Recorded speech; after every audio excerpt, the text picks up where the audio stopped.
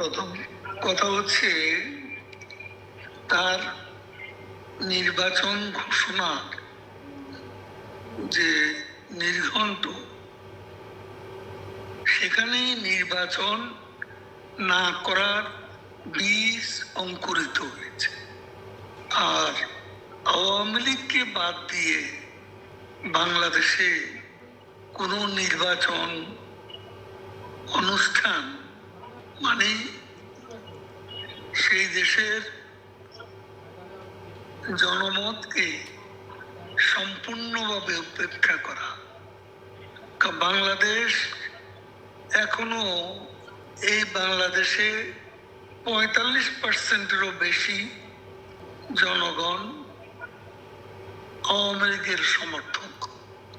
এই বিশাল জনগোষ্ঠীকে বাদ দিয়ে নির্বাচন মানে নির্বাচনের নামে চরম একটা প্রহসন। আওয়ামী লীগ কিভাবে লড়বে? আওয়ামী লীগের সংগঠন গড়ে তুলছে, এখন আমাদের অস্তিত্বই হুমকির মুখে। আমাদের অস্তিত্বকে আমাদের প্রথম টিকিয়ে রাখতে হবে এবং এই সাংগঠনিকভাবে রাজনৈতিকভাবে আমাদের অস্তিত্ব, আমাদের আদর্শ সবই আজকে চরম হুমকির মুখে। আজকে এই জায়গায় আমাদের ভিত শক্তিশালী করতে হবে।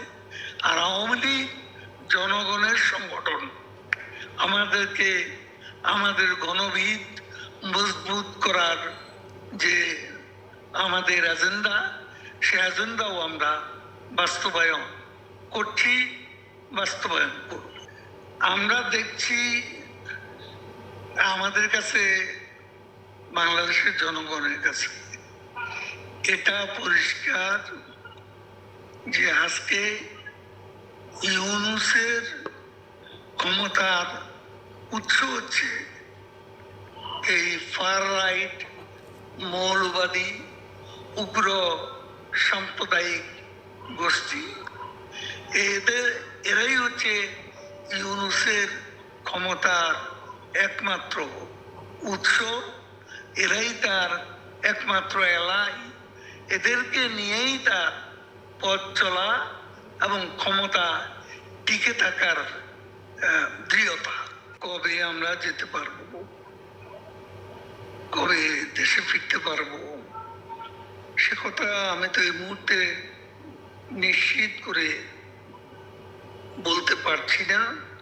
এটা সমসাময়িক পরিস্থিতি এবং এই অঞ্চলের যে স্ট্র্যাটেজি, জিওপলিটিক্যাল সিচুয়েশন সব কিছু এবং বাংলাদেশের জনগণের চিন্তা ভাবনা, পাওয়ার ব্রোকারদের এ ব্যাপারে প্রস্তুতি, সব কিছুর উপরে গোটা বিষয়টি নির্ভর করছে।